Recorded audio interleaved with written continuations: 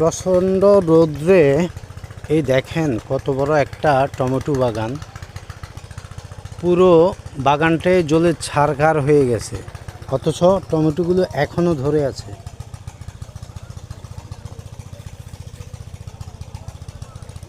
এটা প্রায় 8 ঘন্টা একটা জমিন, 8 ঘন্টা পুরো জমিনটাই রৌদ্রে পুড়ে একেবারেই নষ্ট হয়ে গেছে। কৃষকের সব স্বপ্ন এখন চোখে জল হয়ে মাটিতে পড়ছে। বৃষ্টি হবে, কখন হবে সেটা তো কেউ বলতে পারে না, তবে ভীষণ কষ্ট হয় তাদের জন্য।